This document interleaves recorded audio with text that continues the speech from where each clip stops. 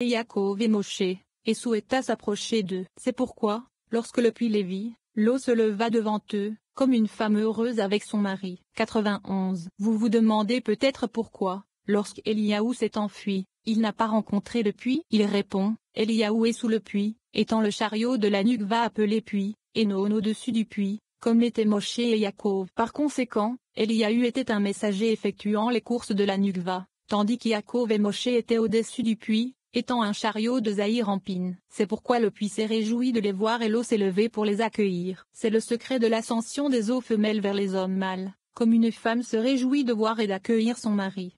92. Le verset il regarda, et voici un puits dans le champ contient un secret, car il vit que le puits supérieur, le Nukva, ressemblait à l'autre puits inférieur, qui était en accord avec lui, comme il est écrit. Et voici que 3 troupeaux de moutons étaient couchés près de lui. Béréchit 29 2.2. Cela signifie que les 3 troupeaux de moutons sont constamment à l'embouchure du puits. Il demande, s'il y en a 3, pourquoi est-il écrit plus tard, et là, tous les troupeaux se rassemblèrent, ce qui signifie qu'il y a plus de troupeaux? Il répond, il y en a 3 et pas plus, le sud, et le nord, c'est-à-dire Zed, Gura et Tiferet. Le sud est sur le côté droit, le nord sur le côté gauche, et était la colonne centrale entre eux. Et ceux qui se tiennent sur ce puits et le rejoignent, le remplissent. Pourquoi l'arrosent-ils? Parce que, car c'est de ce puits qu'ils abreuvent les troupeaux, c'est-à-dire, les âmes inférieures de Bria, Yetzira, Azia, comme il est écrit, il donne à boire à toutes les bêtes sauvages. Teilim 104 2.11, qui sont les âmes de Bria,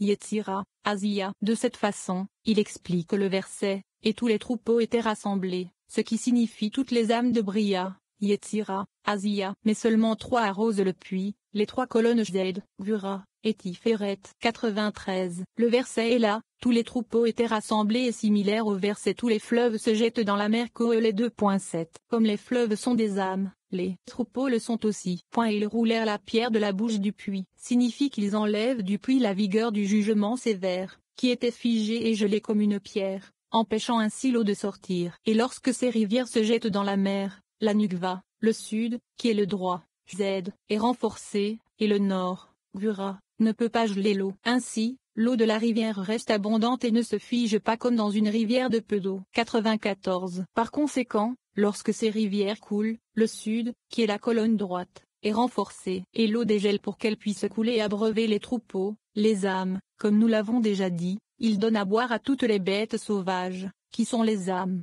Et remettez la pierre sur l'embouchure du puits à sa place. Parce que le monde a besoin des jugements de la Nukva. Il doit y avoir un jugement afin de réprimander les méchants. Par conséquent, ils remettent la pierre à société anonyme place afin que la Nukva ne brille qu'au moment de l'union, lorsque les âmes soulèvent les eaux féminines. Une fois l'union réalisée, on la referme. 95. Venez et regardez, lorsqu'Yaakov, qui était assis sur le puits, a vu l'eau monter vers lui, il savait qu'il y rencontrerait sa femme. Après que Moshe, qui était également assis sur le puits, ait vu l'eau monter vers lui, il savait lui aussi que sa femme y viendrait. Et c'est ainsi que Yaakov y rencontra sa femme, comme il est écrit, et pendant qu'il parlait encore avec eux, Rachel arriva avec les brebis de son père. Et il arriva que lorsqu'Yaakov vit Rachel, il est également écrit de Moshe, les bergers vinrent et les chassèrent. Shemo 22h17. Et là, il rencontra Tsipora, sa femme. Ce puits a causé tout cela car le puits est le secret de la Nukva suprême. Ainsi, ils ont rencontré la Nukva de ce monde. 96. Venez et regardez. Ce puits est mentionné 7 fois dans ce texte parce que 7 est la Nukva de Zahir en pine, le secret des 7, qui comprend 7 séphiroth. Il fait également allusion à Be'er-Sheva, Li, un puits de 7. Il explique que ce puits est mentionné 7 fois dans ce texte, comme il est écrit, et il regarda, et voici un puits dans le champ. Car de ce puits, et une grande pierre était sur le mont du puits.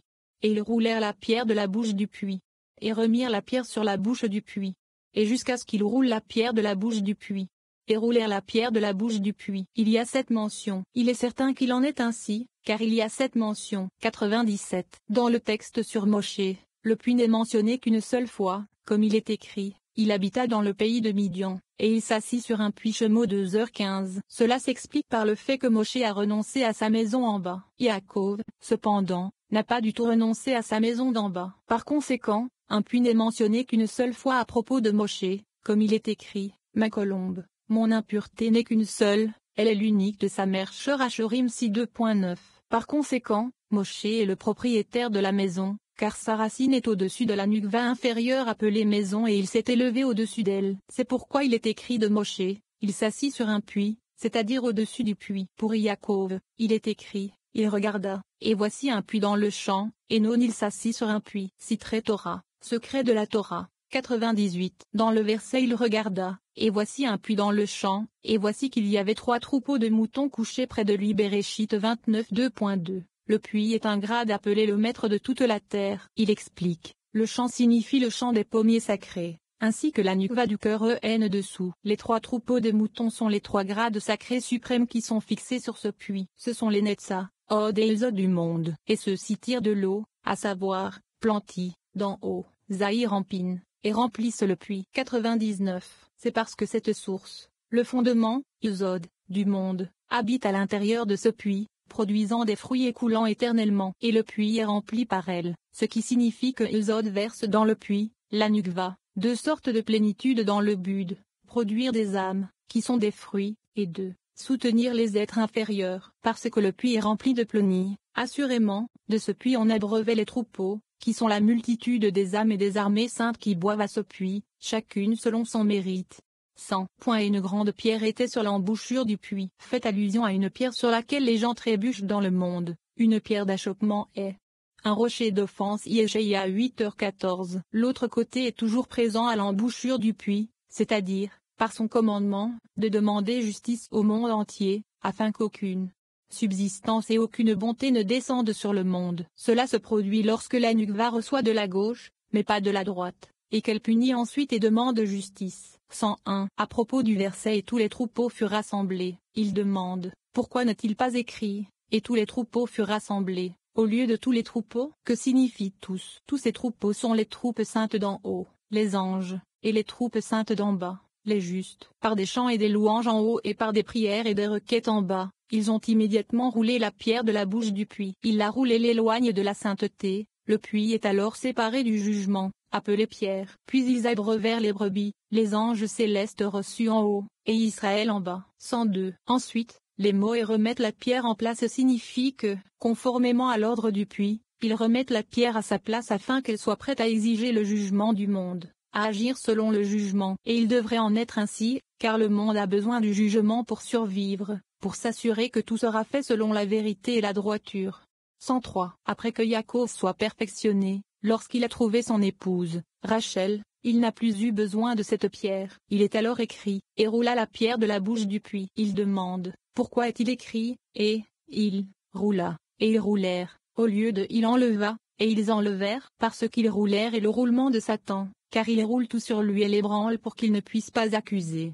104. Et Yaakov a roulé seul la pierre et n'a eu besoin de l'aide de personne. Car Yaakov était l'élu des pères, la colonne centrale. Parce qu'il a prévalu contre Ésav dans ce monde, il pouvait prévaloir au-dessus. En toute chose, il y a d'abord besoin d'une action bas. 105. Yaakov a hérité de 2 mondes, le monde révélé et le monde caché. Ainsi, du monde caché, de Léa, sont nées les 6 tribus, et du monde révélé, de Rachel, les 2 autres tribus ont été émises. De même, le monde caché, lui, la nukva de Zahir Ampin, a émis 6 extrémités, et le monde révélé, Rachel, en a émis 2. Ce sont les 2 chérubins, Matatron et Sandalphon. Et Yaakov était situé entre les 2 mondes, le révélé et le caché, dans leur forme même. Par conséquent, tout ce que Léa disait était caché, et tout ce que Rachel disait était au grand jour. Fin de la Tosefta, Adindom, des Citré Torah, secret de la Torah. 106. Il regarda, et voici un puits dans le champ. Rabbi Elazar a dit, il est écrit,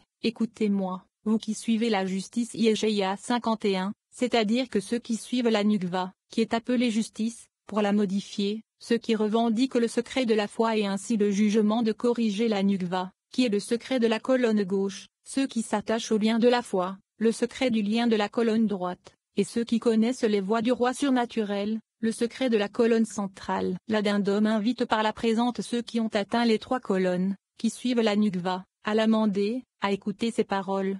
107. Lorsque les 2 colombes se déplacent vers l'unique colonne, elles la reçoivent entre leurs bras. Ainsi, 2 colombes voyagent avec la 3e entre elles. Les 2 premières sont le siège des prophètes, dont elles tirent leur subsistance. Celle du milieu est attachée aux deux, elle reçoit d'eux et les englobe tous. 108. Le puits sacré est en dessous d'eux. Il est alors appelé champ de pommiers sacré, car c'est de ce puits qu'on abreuvait les troupeaux, qui sont les chars des anges ailés. On en trouve 3 couchés sur le puits, et ce puits est rempli par eux. C'est le sens du verset, car c'est de ce puits qu'ils abreuvaient les troupeaux. Il est appelé Adonai, comme il est écrit, Adonai Elohim. Tu as commencé de Varim 3h24, et fais briller ta face sur ton sanctuaire qui est désolé, à cause d'Adonai. Daniel 9h17. Il est appelé le Maître, Adon, de toute la terre, comme il est écrit, voici l'arche d'alliance, du Maître de toute la terre. Yoshua 3h11.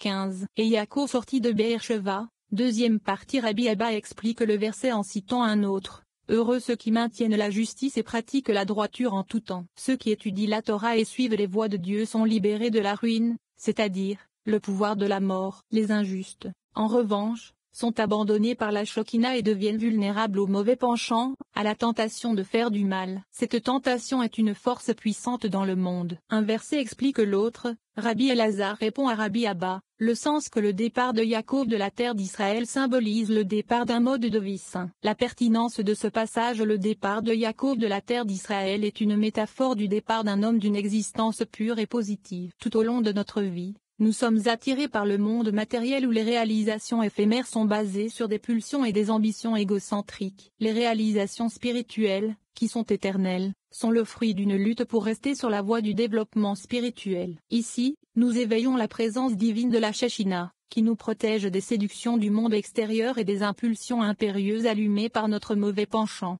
109. Il existe une autre explication du verset. Yaakov sortit de Beersheva et se dirigea vers Charan. Rabbi Abba a ouvert la discussion avec le verset. Heureux ceux qui pratiquent la justice et la droiture en tout temps. Tehillim 106:2.3. Heureux ceux qui maintiennent la justice, heureux les enfants d'Israël à qui le Saint, béni soit-il, a donné la vraie Torah pour qu'il l'étudie jour et nuit. Et celui qui est occupé à étudier la Torah atteint la liberté de tout, mais surtout la liberté de la mort, qui n'a aucun pouvoir sur lui. Celui qui étudie la Torah et s'y attache, tient l'arbre de vie. S'il relâche son emprise sur l'arbre de vie, l'arbre de mort s'installe sur lui et le saisit. C'est le sens du verset. Si tu te détends au jour de l'adversité, ta force est étroite. Michelet 24h10. Le mot relâcher signifie relâcher son emprise sur la Torah. 110. Au jour de l'adversité, ta force, Koshesha, est étroite. Il demande, quel est le sens de ta force est étroite? Et il répond, la force, de Ko, dont les deux segments constituent la Koshesha, est étroite. S'il relâche son emprise sur la Torah, alors la force de la Shekhinah, appelée Ko, est étroite, et elle ne le protège pas. C'est parce que la Shekhinah est toujours dans le droit, et protège toujours l'homme quand il marche sur les chemins de la Torah. Elle repousse le mal afin qu'il ne s'approche pas de l'homme pour le dénoncer. Mais quand un homme s'écarte des chemins de la Torah et relâche son emprise sur elle, alors la force de Ko, le Shekhinah, est étroite, parce que le mal, la gauche, a du pouvoir sur cet homme et pousse Ko, le Shekhinah, dort jusqu'à ce que l'endroit devienne étroit avec des difficultés. 111. Une autre explication du verset, ta force est étroite, et que lorsqu'un homme s'accroche aux voies de la Torah, il est aimé en haut et en bas, il devient le bien-aimé du Saint, béni soit-il, comme il est écrit, et Hachem les Maïk Muel 2h24. Mais lorsqu'un homme s'écarte des voies de la Torah, alors la force est étroite, Tsar, de Ko, la Shekhinah, elle devient son ennemi, Tsar, et il devient le sien. Et ce mal, l'inclination du mal, règne sur lui et devient son accusateur dans ce monde et dans le monde à venir. 112. Venez et regardez, ce mal, le mauvais penchant, règne dans le monde de bien des façons et a beaucoup de pouvoir dans le monde. C'est le serpent tyrannique par lequel Adam a péché et par lequel les gens dans le monde échouent. Il l'attire sur eux, jusqu'à ce qu'ils leur prennent leur âme. 113. Venez et voyez, quand cette inclination maléfique règne, elle règne sur le corps, car dès qu'elle prend le contrôle du corps, l'âme le quitte. Car dès que le corps est souillé, l'âme le quitte et s'élève. Mais le mauvais penchant n'a pas le pouvoir de retirer l'âme d'un homme tant qu'il n'a pas reçu la permission de le faire. Beaucoup de ceux qui viennent du côté de la mauvaise inclination dominent le monde. Nous avons appris que toutes les actions faites dans le monde dominent sur eux par les tentations. Il y a des ministres et des serviteurs dont le service se rapporte aux actes du monde, qui tentent les hommes de faire le mal. 114. Par conséquent, c'est la fin de la gauche. Il a été expliqué qu'il y a la fin de la droite et la fin de la gauche. Cette fin de la gauche est la fin de toute chair. Béréchit 6h13, et non la fin de tout esprit. Le secret est qu'il y a deux fins. L'une est la fin de toute chair, c'est-à-dire celle qui est en charge du corps. L'autre est la fin de l'esprit, c'est-à-dire le responsable de l'esprit de l'homme. Par conséquent, la fin de tout esprit est interne et la fin de toute